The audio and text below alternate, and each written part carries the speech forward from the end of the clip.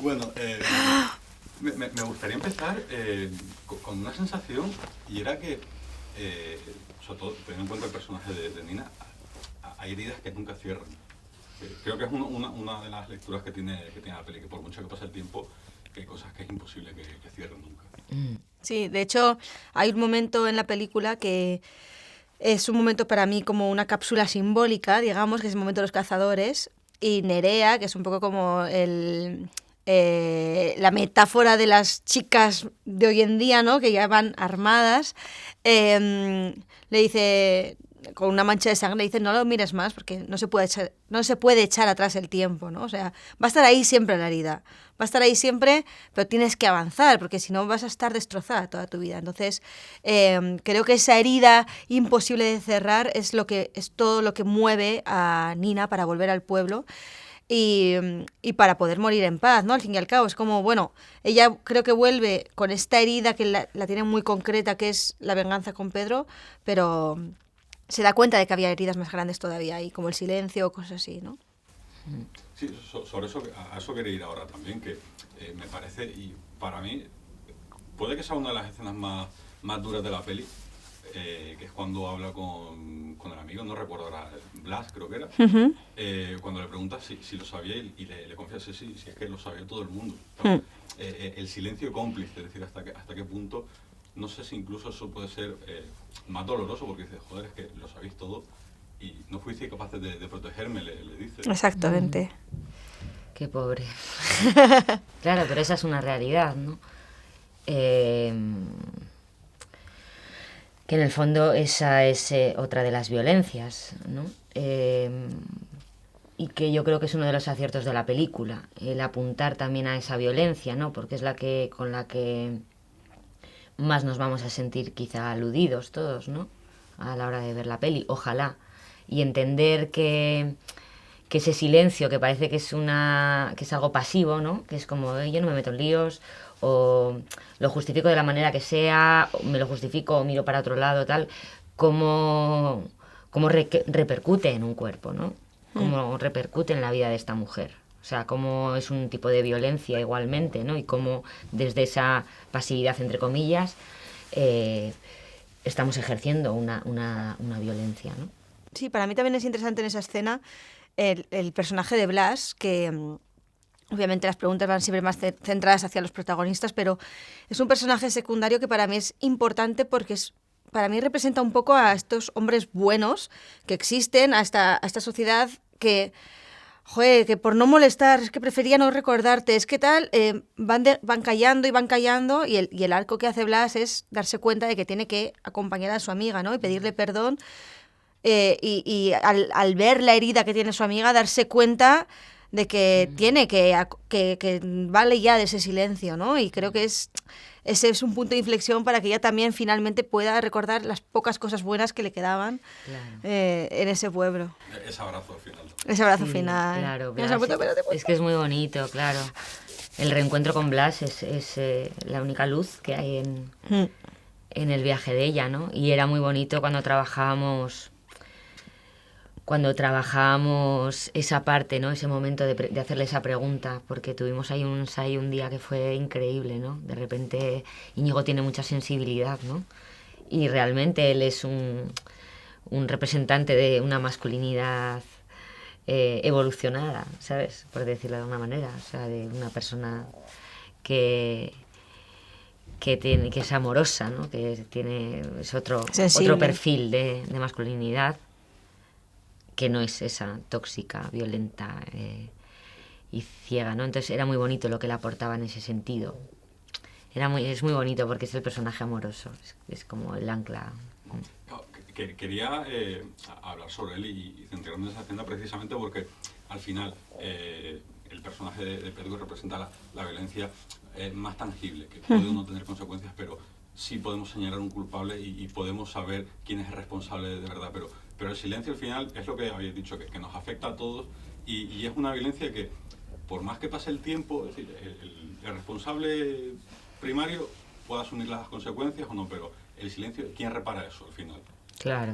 Totalmente. O sea, y eso es un poco lo que pasa, ¿eh? O sea, creo que por eso es tan importante empezar a hablar, las personas que hayan sufrido esto, hablarlo, soltarlo, compartirlo, porque es tan grande el dolor que a veces el propio silencio de las víctimas hace que ellas mismas se conviertan en sus propias enemigas, ¿no? Porque es como, me da vergüenza decirlo, a ver qué van a pensar, qué van a decir en el pueblo. O sea, hay una culpabilidad que arrastran y que creo que el primer paso para que se acabe este silencio es decirlo.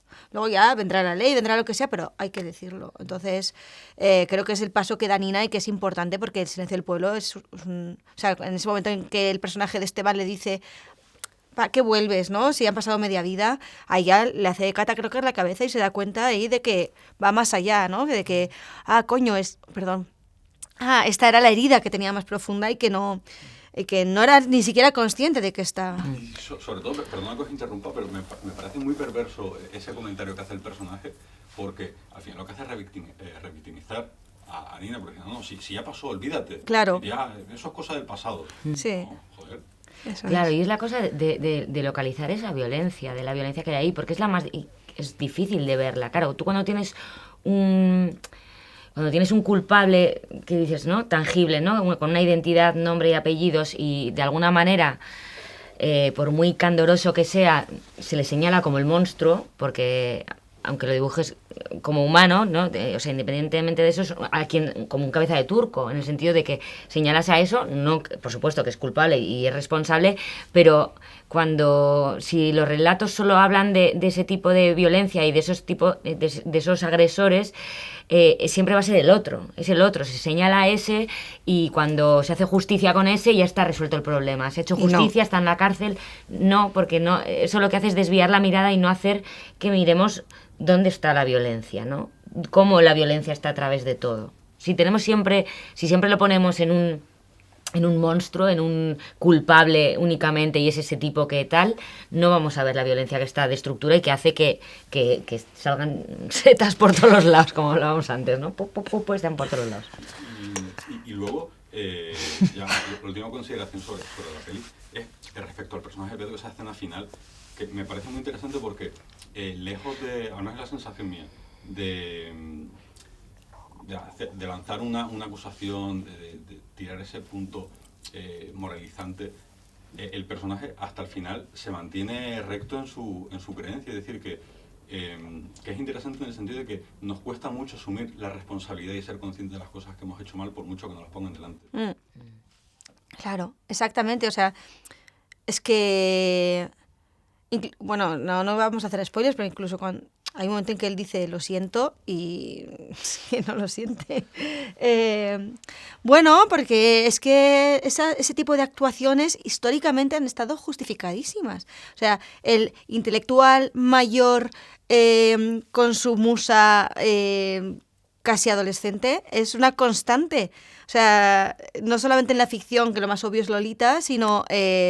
En autores, y siempre pongo el ejemplo de Antonio Machado, que querría mucho a su novia, pero él tenía 50 y tantos y ella 13, o sea, que eran otros tiempos, whatever, pero a día de hoy, que ya empezamos a darnos cuenta de dónde están esos desequilibrios en las relaciones de poder, pues es el momento de decir, oye, igual hasta hace unos años pasábamos esto, ahora mismo vamos a intentar hacer cambiar las cosas, ¿no? Entonces, bueno, pues eso.